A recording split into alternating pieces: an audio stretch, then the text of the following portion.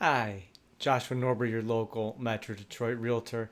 Over here at Keller Williams, I'm bringing you the monthly market update for June 2020.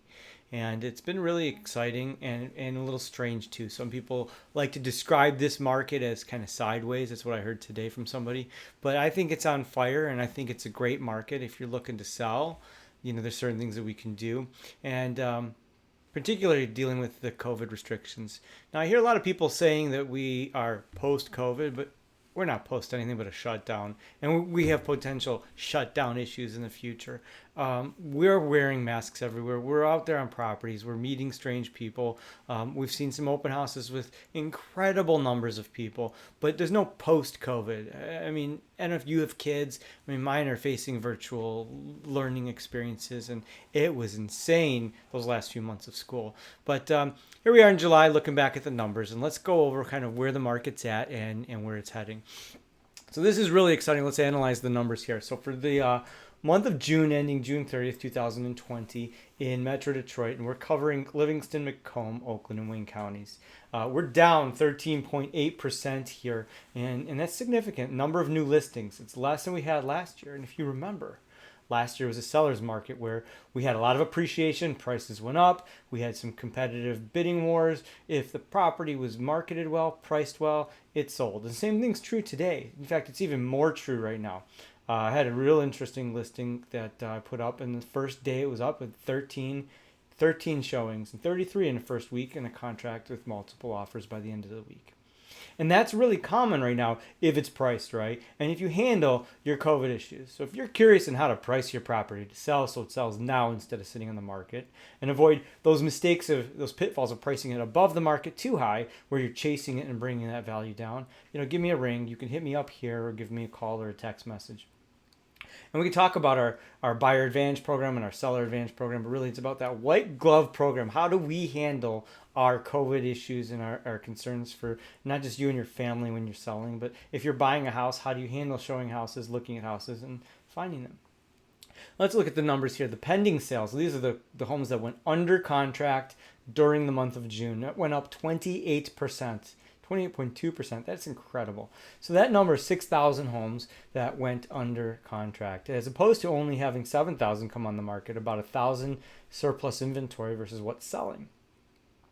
Closed sales. Now our closed sales, we went down 26.9%. And there's probably a few explanations for that. And the most obvious is that somewhere in March, was it the 23rd or the 22nd? Somewhere in the end of March, we shut down real estate for 6 weeks. And while there were still closings, that was stuff that was from contracts in January and February. But we weren't able to take people to houses, and it was very hard for us to list. We were still, at that point, a lot of realtors weren't working, but I was watching the market, and we were getting close to 100 new homes a day, and almost as many that were actually going under contract. And so we did have some activity throughout the whole thing. I mean, in fact, the last 24 hours between Thursday and Friday here, and it's July 17th, we had over 500 new listings went up last night or yesterday. And that's incredible. And we have about 400 go under contract, a little less than that. So we have a lot of activity, and this is where we're at. Now, the days on the market shifted a little bit.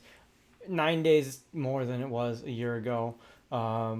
Not too much of a big metric, but it's just taking a little bit longer, probably because a lot of people like to price the market for wiggle room, and you can see what happens there is it causes you to chase your price down and chase those buyers. The average and median sale prices are pretty apparent for Metro Detroit. Area-wide, 258,000 almost for the average sales price. Now, our percent of the list price that we're getting, that means that we're asking $100, we're getting $98.2 back. So we're getting about 98.2% of what we're actually asking for our list price and closing on it. The number of the number of total inventory of homes, 8,661 homes. That's nearly 5,000 difference from where we were a year ago. So we are at a shortage. If we were last year, we're at a serious shortage right now. That's down 34%. And here's the key metric. Months of supply of inventory is 2.3 months. What that means is it would take 2.3 months, if no new homes were coming on the market, to sell those 8,600 homes. 2.5 months less than that. That's down 30%. That's incredible. We are at an extreme seller's market. Now, the baseline is really to have a balanced market is right there in the middle at 6 months. That means that it's balanced.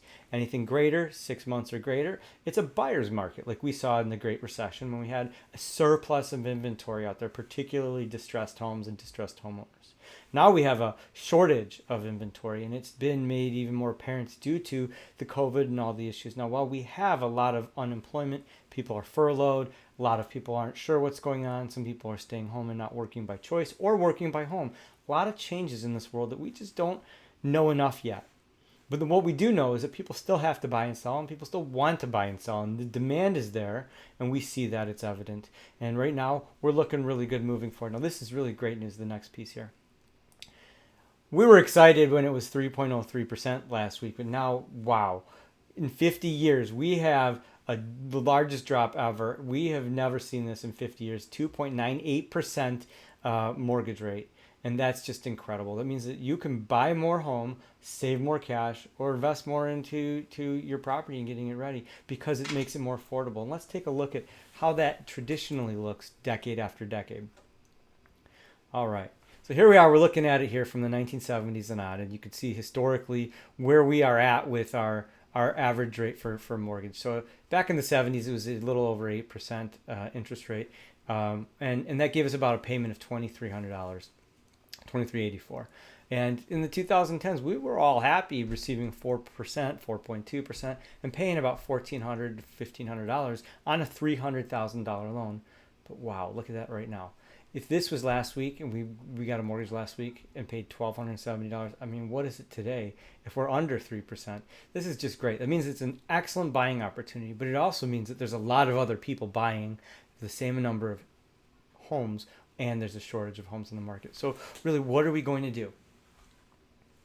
Well, if you have any questions, if you have any concerns on how best to invest in this market, if this is your first time home or you need to downsize, whatever it might be, you're looking to buy, you have to be smart, and we have to find out what your objective is. Give me a call, hit me up on email, text me, or send a message through social media. Again, Josh Norber, Keller Williams, thank you very much.